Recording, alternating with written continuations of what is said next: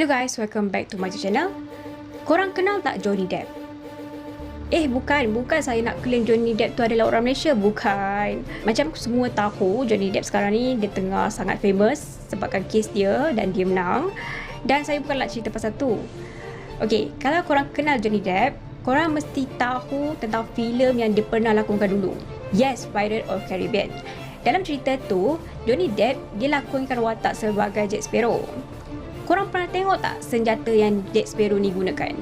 Kalau korang nak tahu, senjata yang Jack Sparrow gunakan tu, dia ambil daripada ciri-ciri senjata orang Melayu dulu. Tak percaya? Okey, kalau korang tak percaya, korang tengok video ni sampai habis. Dan tanpa kita buang masa, jom.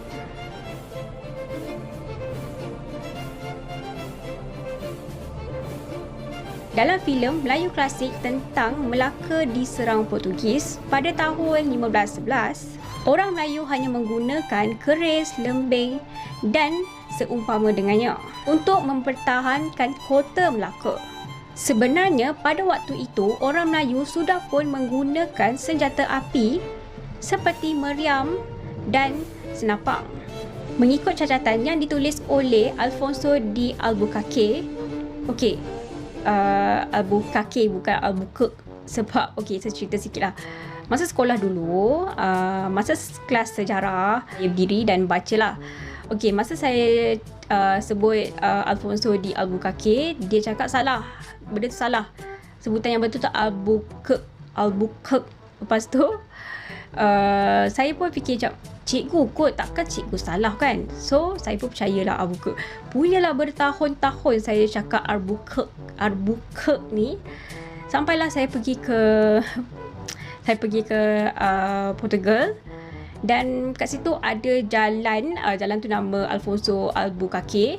Dan saya pun cakap, saya baca dengan kuat sampai ada orang Portugal ataupun orang Portugis tu dengar. Dan dia betulkan, dia cakap no, Alfonso de Albuquerque. Lepas tu saya pun macam, tunggulah balik Malaysia ni. Dan sampai sekarang saya tak jumpa cikgu saya tu. Kalau saya jumpa tu, saya cerita pasal benda ni. Yelah. Dan rasanya kalau kata dia tak tahu sebutannya, mesti sampai sekarang dia mesti sebut Albuquerque. Okey dah. Jom kita sambung. Selama ini kita dimomokkan dengan kisah orang Melayu yang mahir menggunakan senjata tajam. Tapi kenapa dia tak sentuh pasal kehebatan orang Melayu yang menggunakan senjata api? Ke diorang ada sembunyikan sesuatu? Orang Melayu dah ada kemahiran pembuatan besi berabad-abad lamanya. So, bila saya baca tentang sejarah Kedah Tua, saya terfikir, takkan Kedah Tua ni dia hanya buat keris je. Sedangkan tempat buat besi tu sangat-sangat besar dan berpuluh-puluh, boleh kata beratus-ratus lah. Takkan dia buat keris je semua benda tu? Macam tak logik.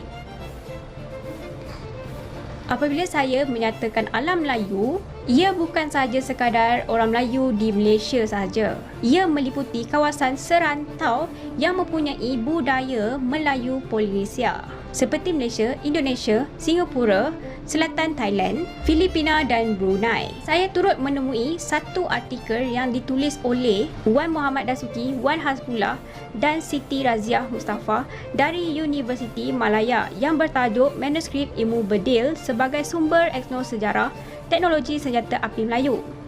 Secara ringkas, terdapat 6 buah manuskrip ilmu bedil bertulisan Jawi lama telah dikesan membincangkan tentang aspek pengetahuan, teknologi dan kebudayaan orang Melayu. Kelompok individu pakar senjata api pada zaman dahulu dikenali sebagai golongan arif atau pendekar tembak. Mereka pandai mengadaptasi teknologi senjata api yang dibawa oleh orang asing yang datang ke sini. Pada awal ke-16, orang Portugis membawa senjata espingarda. Teknologi senjata itu telah diadaptasi oleh orang Melayu dan dikenali sebagai istinggar ataupun setinggar. Kemudian, orang Melayu belajar mengadaptasi senapang pencucur batu api daripada orang Belanda. Orang Belanda menyebutnya sebagai snap hand dan orang Melayu menyebutnya sebagai senapang. Ada juga memanggil terakul.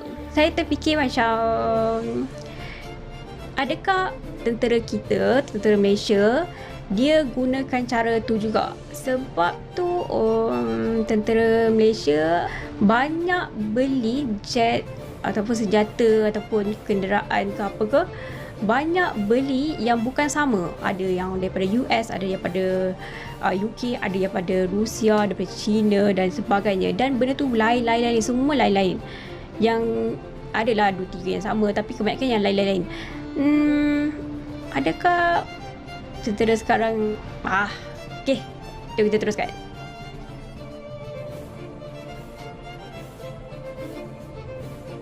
Meriam besar untuk pertempuran jarak jauh ini biasanya diletakkan di atas tembok-tembok kota.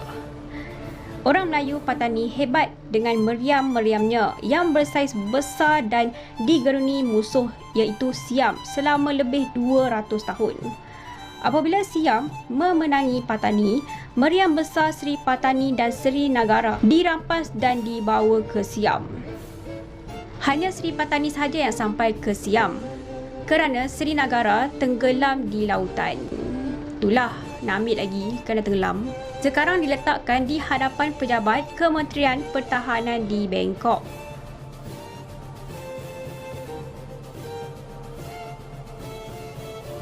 Dipanggil swivel gun dalam bahasa Inggeris. Ini adalah sejenis meriam yang lebih kecil daripada meriam biasa, yang diperbuat daripada tembaga dan bermacam-macam saiz.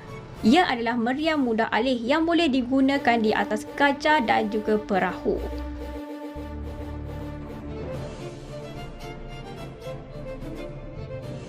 Ia bentuk macam lela tapi diperbuat daripada besi. Ia juga mudah alih, ringan dan lebih kecil daripada lela. Ia biasanya diukir dengan simbol Melayu iaitu pucuk rebung, berbentuk segitiga. Bukan Illuminati Ia disebut lantakas dalam bahasa Inggeris kerana gabungan lela dan rentaka. Ia sering digunakan oleh orang Brunei, Moro dan Sulu. Rentaka juga mempunyai ukiran di atas badan hingga ke muncung laras.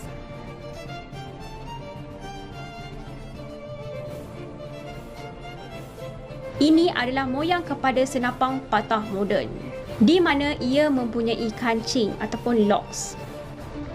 Istinggar ataupun musket turut dipanggil senapang kancing sumbu. Istinggar ini amat berat dan panjang. Ia mempunyai ruang silinder kosong untuk ubat bedil. Dulu ada orang lelong tau Malacca musket ni. Korang nak tahu tak dulu harga dia berapa? Dululah, bukan sekarang. Sekarang mungkin lagi mahal. Dulu harga dia RM65,000 Malaysia. RM65,000 Malaysia. Kita dulu ada lebih daripada 8,000 benda tu.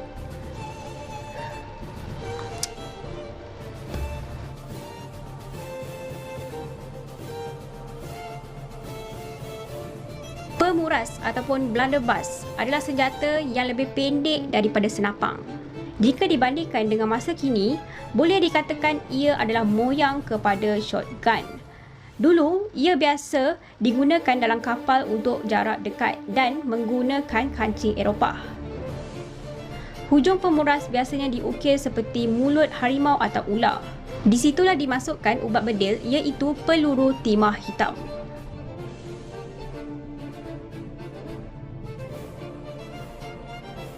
Pistol tangan yang lebih pendek dipanggil sebagai trakol ataupun takol dalam bahasa Turki.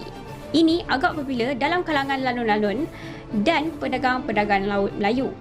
Ia adalah senjata lebih ringan yang dikecilkan daripada pemuras. Ia adalah moyang kepada pistol masa kini. Boleh digunakan untuk bertempur dengan laju di depan musuh.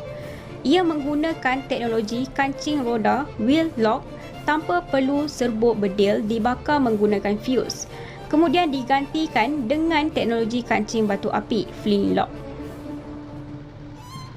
Jadi, senjata-senjata ini menunjukkan bangsa Melayu adalah bangsa yang hebat dan pandai mengadaptasi teknologi untuk kegunaan dalam peperangan bersenjata bagi mempertahankan tanah air. Dengan itu, kita patut merasa bangga dan menanamkan cita-cita untuk mengembalikan kegemilangan bangsa Melayu dalam penguasaan ilmu dan teknologi.